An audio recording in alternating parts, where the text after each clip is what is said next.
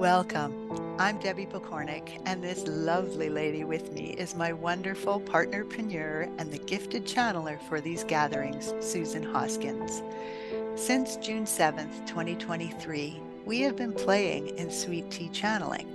In a recent meeting with our guide Christopher, we were asked to provide some sweet tea treats, sharing some of the nuggets that have been channeled and then heart bouncing how we can live that in Hoomadhi, which is the reality that we are creating right here where we live, right now.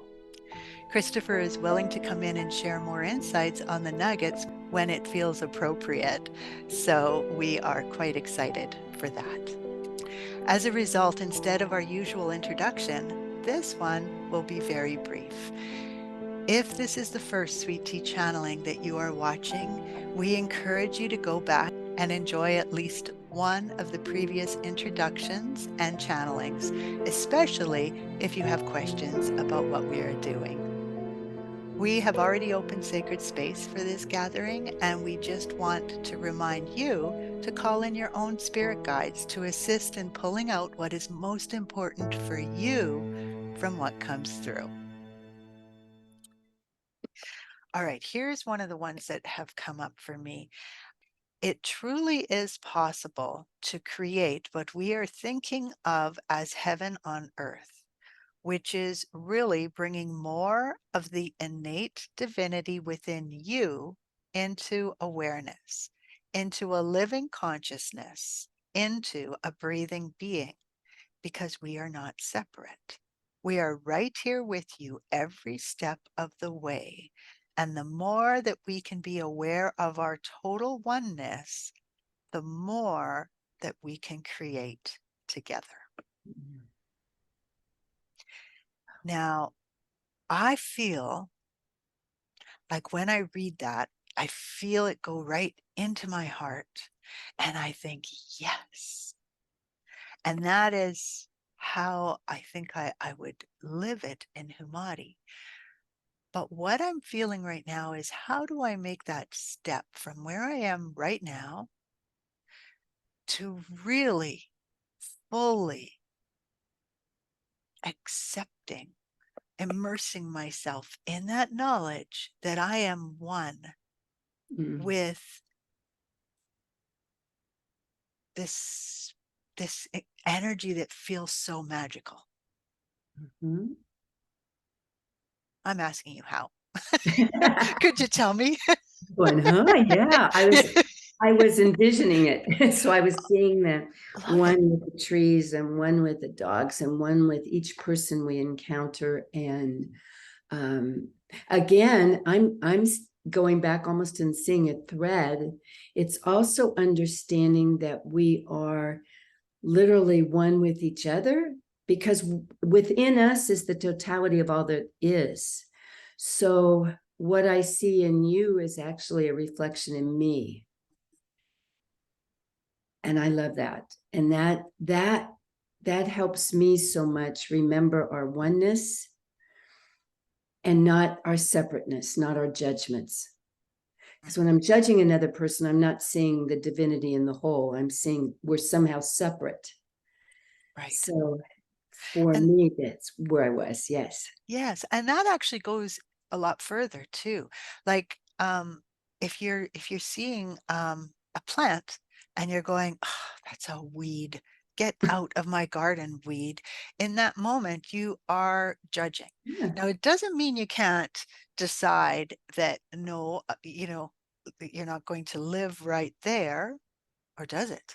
I don't think it does. I mean, maybe this might be something to bring Christopher in on as well. Like, here we are in Hoomadhi, and when I picture heaven on earth, there is still some allowance, say, for preference, if you will. Mhm.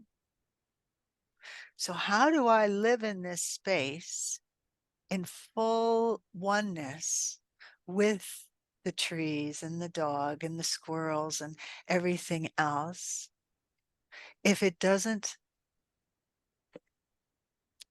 match, if it doesn't harmonize with my preference?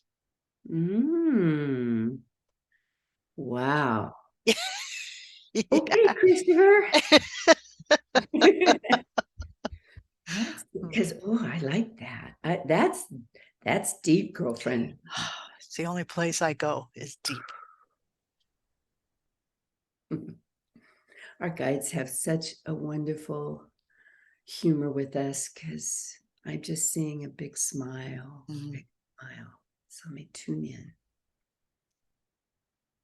Of course, you may have your preference, but ask yourself, is your preference limiting your exposure, understanding, and being with all that is? That's the question without judgment. So, of course, you might say, I have a preference to live in a beautiful environment with a garden, a natural garden. Then if it's a natural garden, of course you would welcome all that makes up the garden. And we wonder what purpose the weed would serve that wouldn't be served if you pluck it out. But yes, of course you can live with preference. Of course you can live with harmony. But simply ask yourself the question, in so doing, does this feel freeing and expansive, or does it feel limiting? All right, Christopher, before Mhm. you leave that section. Mhm. So what about, for example, the little black ants that like to come in the house? Now, I think in Hoomadhi, I think we're living a little differently. I don't know how that is because I am living here right now and we're bringing this into the now. Hold on, I'm just correcting myself. Sure. Just playing with it as I'm learning it. So how do I, because this has been a real problem for me. If I see a little black ant, I know I have 100 of them if there's one. And Mhm. sure enough, there is. And I can't allow them to run all over the house that I rent. But Right. I also do not want to kill them because I would prefer they live outside. Again, it's a preference. So can we Mhm. play in that a little bit as to how how we do that? The words I'm getting are non judgment of yourself for making your home environment what you need it to be. Even in nature, all the animals don't lay down right now and dwell together. They find their space that's right for them, certainly respecting all that is and how it all works.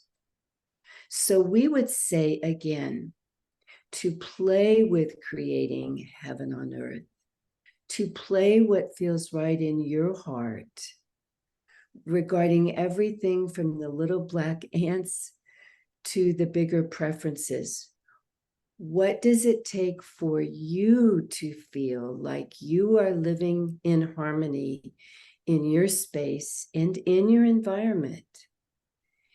And if the ants cannot be part of that, then it is perfectly fine to redirect them in whatever way is necessary to live in the environment that better serves them as well.